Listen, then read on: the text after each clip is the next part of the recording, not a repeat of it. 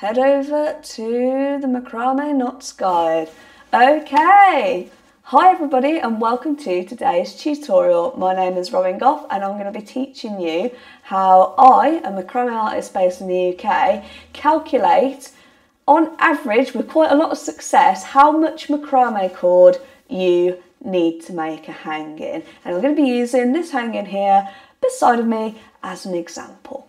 Now, I am a UK based macrame artist. I own a macrame cord shop and that's how all of these resources are free for you guys. You can join us on our Facebook community for macrame makers in the UK, or we have a global community for all of my YouTube followers as well. All of my resources are totally free in the hope that we can keep it real and I can teach you this craft in a very honest way so that anybody, beginner or pros, gets access to free resources. So with that in mind, let's get straight in. Here is a nice talisman style macrame wall hanging that I have designed, and you can get the full free tutorial on that on my website unitedknots.com. Now, when calculating the measurements needed for this hanging, I personally use something I like to call body measurement. Now, what is a body measurement, I hear you ask? Well, it's very, very simple. When I look at my hanging and I think about its anatomy and what it's going to need, I think about this sort of design in two parts. It's got a back panel. Back panel is here, which normally has a collection of quite a few knots to be decorative. And then there's the fringe line, which is just a piece of cord which normally just has straight macrame cord hung on it.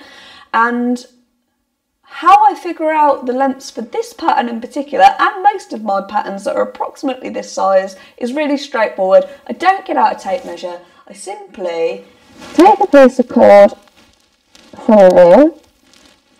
Let's take a plain piece here. So I take a piece of cord from a reel, I attach it to my finger, and I measure it to my shoulder. That is one of my first units. So for fringe lines, I measure from finger to shoulder, then cut, and then I fold in half and hang onto the fringe line. For the back part, which does have macrame knots on it, doesn't matter whether it's double half hitches or square knots, they do eat up cord. So I went for something longer. So for the back knots, I went from my finger all the way to my opposite shoulder, which is about 80 centimetres, which then meant that the cord, folded in half, would be 40 centimetres. That would come about to here, and then I could cut the bottom off. If you are not sure, but you want to make a medium macrame wall hanging in this style, talisman style, I would say safely you can go from one hand to the other across your wingspan, and you should be able to fold that in half and work quite happily with those cords. So hopefully that's a really clear starting point for you guys. The exceptions to these rules are always based on knots. Now, the knots that are particularly guilty of gobbling up loads of cord, and why you see a lot of descriptions about why you should make your cord 4 to 5 times the length of the hanging, it's not because that's not right. That is technically right in certain situations, but this boo hanging, for example, is made up of cords that are, the first cords that I hung were on the dowel, and they were just the length of my hand to my shoulder, folded in half, because they don't receive any knots themselves to shorten. It's just a straight line from here to here. But the rest of the knots, these larks, diagonal, sorry guys, double half hitch knots are tied in pairs. That's why they're double half hitches, and they're wraparound knots.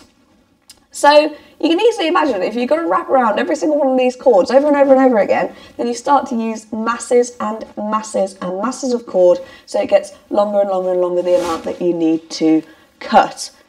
So if you don't know about the knots that I'm talking about, I suggest you head over to my website. That's www.unitedknots.com. I've got full knot guides on here which are completely free to walk you through them, and hopefully that gives you a great starting point for how to measure some cords. If you're making a talisman style hanging, go from finger to shoulder to do the fringe line, and If you're not sure and you want to mess around and you haven't completely concreted down your design, just go from one hole all the way across to the other and cut all your lengths at that length. Thanks for watching, guys. Hopefully I'll see you next week.